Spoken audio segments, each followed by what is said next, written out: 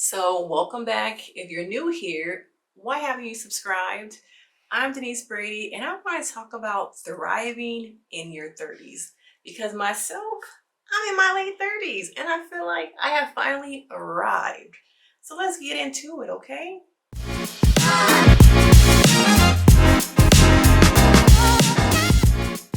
To me, I feel like I've gotten to this point in my life where I feel like I am thriving. I feel like it didn't get good until I got to my mid 30s because once you get to your 30s, all those seeds you planted in your 20s, all the things you have been through, you hopefully have grown from those things, learned, done some self reflecting, and now, yes, I'm in my late 30s. I know I do not look like I am, but I feel like I have arrived.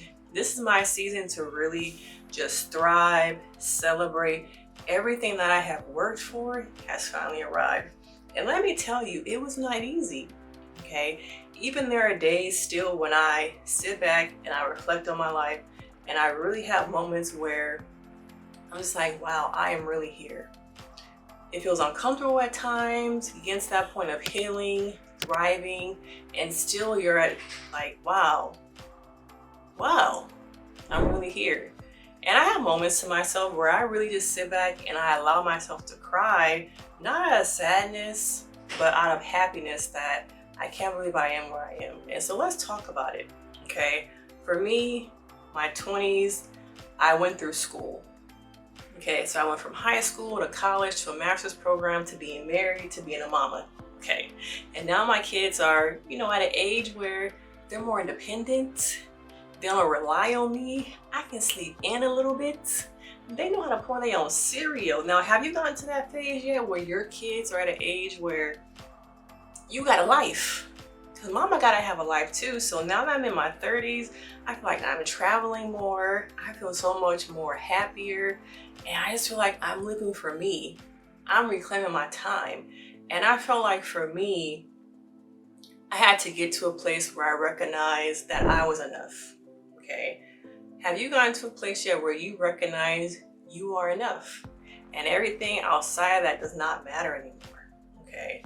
Sometimes we focus on what other people want from us, putting other people first, learning that it's okay to prioritize myself. Okay. Learning that, it's okay to do me without the guilt, without the shame. Okay. Because people are, no matter what you do in life, they're going to talk. Okay, because people need something to talk about. So you have to recognize no matter what you do, somebody's gonna have something to say. Okay, so at the end of the day, you need to do you. Okay, because whether you take time to think about, well, I really want to go on this trip, but who am I gonna go with? I really want to start this business, but can I really leave my job? Okay, I really like this guy that I'm dating, but what will my friends think? Okay. All that indecisiveness, to me, being in my late 30s, I don't care. Okay.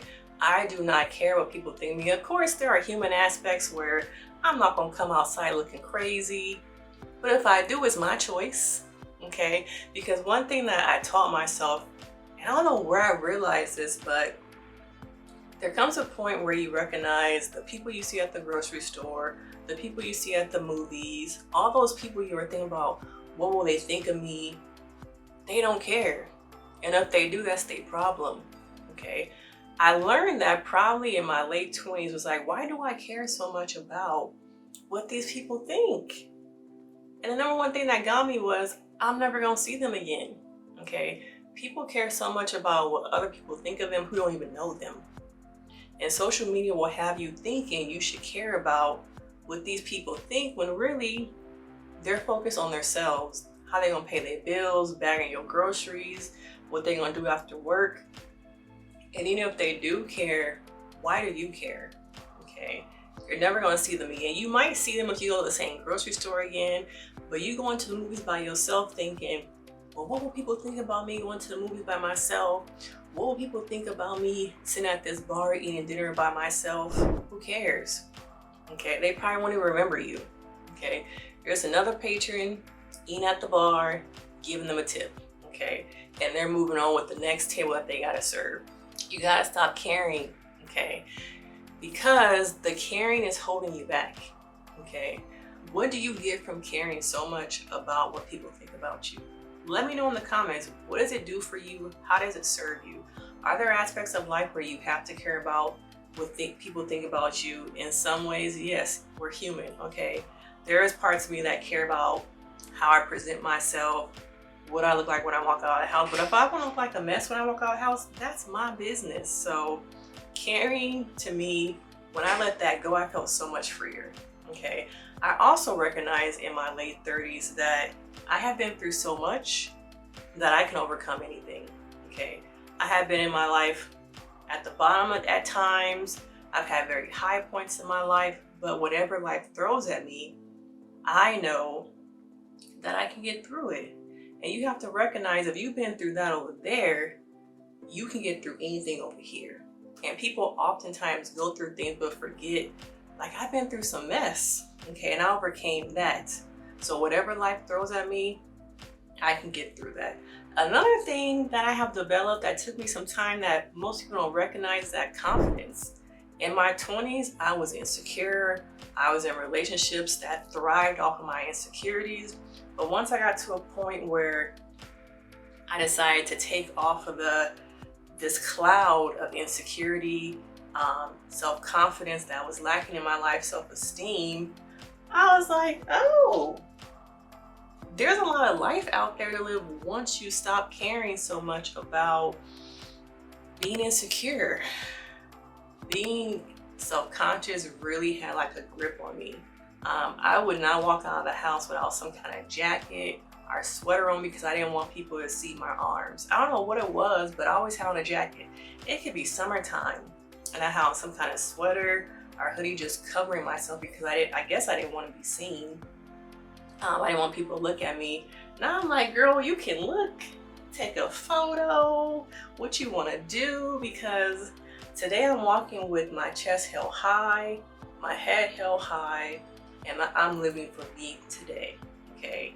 Even in my, the way I think about my body, okay? Now in my 20s, being insecure, I was super skinny. I had some kids, I put on some weight, but to me, I put on some curves, okay? It's not weight, it's curves. And so I had to reframe my mind about the way I perceive my body. And we as women go through different stages with our bodies throughout the month. There are times where I might appear to be slimmer. There are times where I appear to be more bloated. There are times where my body is like, sis, we gonna do what we gonna do, and you just gonna put them clothes on, okay? And I'm like, oh, okay, well, my body is doing what my body wants to do. Sometimes I'm in control of it, and sometimes I am not. But I recognize my body does not define me, okay? What defines me is how I feel about myself. And you have to recognize that your body does not define you. And one lesson that I learned is that there's always gonna be somebody bigger than you.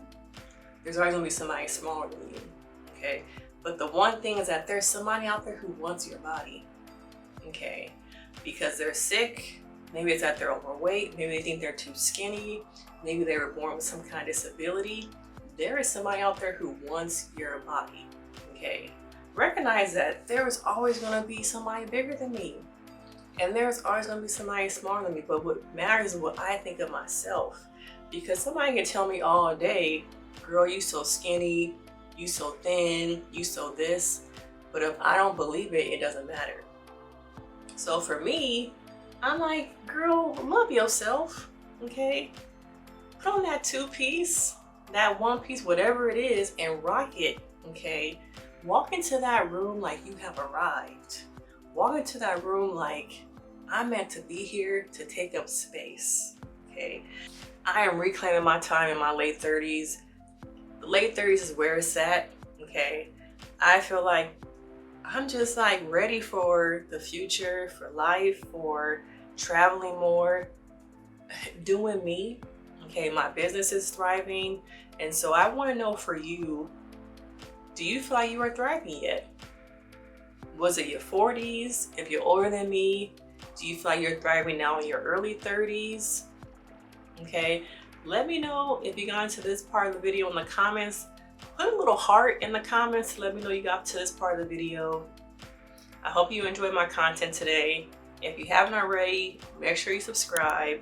I drop videos on Mondays and Fridays, and I will see you guys in the next video.